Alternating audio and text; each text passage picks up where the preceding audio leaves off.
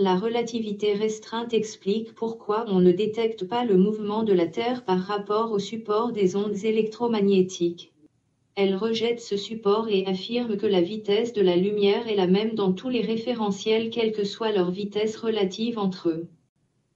Pour quelle raison a-t-on créé cette théorie où l'additivité des vitesses décroît avec la vitesse, où pour les objets en mouvement les longueurs se contractent dans le sens du mouvement mais pas dans le sens transversal et où le temps se dilate, et à la vitesse de la lumière on ne vieillit même plus du tout, l'écoulement du temps s'arrête. Au départ Maxwell regroupe les équations de l'électricité et du magnétisme et découvre que la lumière est une onde électromagnétique. Les savants du XIXe siècle qui savaient que les ondes se propagent dans un support, tel l'eau ou l'air vont rechercher ce support. Comme la lumière des étoiles traverse l'espace interstellaire, on appela ce support éther luminifère en l'honneur d'Aristote. Les caractéristiques de l'éther posent problème, il est impalpable et laisse circuler les corps célestes sans les ralentir.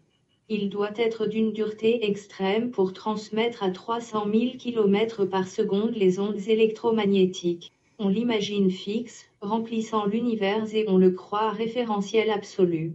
Michelson et Morley décident de détecter le mouvement de la Terre par rapport à ce référentiel. L'idée est qu'en tournant autour du Soleil la Terre crée un vent d'éther, comme la rotation de la Terre sur elle-même crée les vents alizés. Michelson et Morley vont utiliser un interféromètre chargé de détecter un écart d'une fraction de longueur d'onde sur deux trajets perpendiculaires, en fonction de leur orientation par rapport à la trajectoire de la Terre qui se déplace à 30 km par seconde.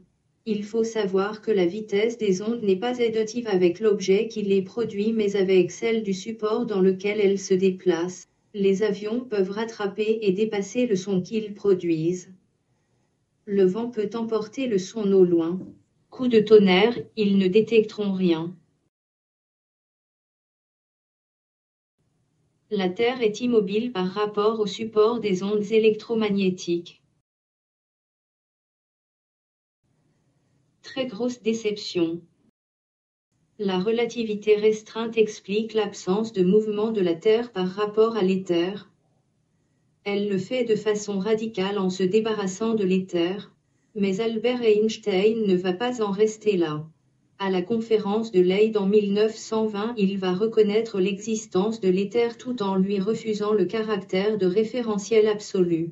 L'éther n'est pas un référentiel absolu, il obéit aux lois de la gravitation de la relativité générale. Tout devient très simple. Il est attiré par les corps célestes et suit les mêmes géodésiques que ceux-ci. Il est immobile par rapport à eux. Il les accompagne. C'est une immobilité relative. L'éther soumis à la gravitation remplit tout l'univers dès son origine et tourbillonne avec les nuages de gaz qui forment les étoiles, les galaxies et les planètes. Il est attiré par les masses et les accompagne sur leur géodésique. Nous pouvons dire que l'hypothèse d'Albert Einstein disant que la vitesse de la lumière est la même dans tous les référentiels inertiels est juste chaque fois que le référentiel est associé à la plus grande masse locale que l'éther accompagne. Nous lui devions bien ça. Il en résulte que depuis un référentiel en mouvement par rapport à la Terre, la vitesse de ce mouvement doit s'ajouter à celle de la lumière dans l'éther qui accompagne la Terre. Une sonde se déplaçant sur la même trajectoire que la Terre, mais en sens opposé, devrait trouver un écart de vitesse de la lumière de 60 km par seconde.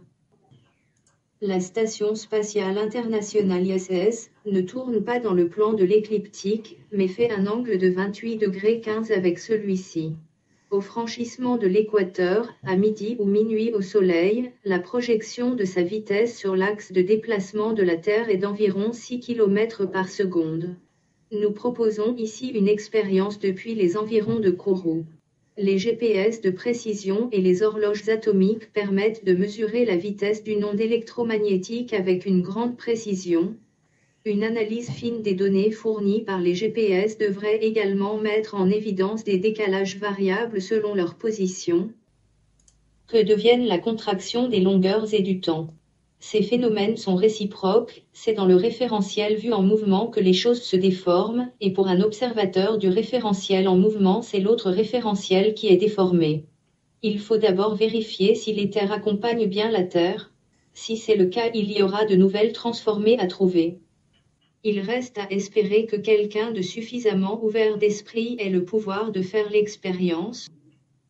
Merci de votre attention.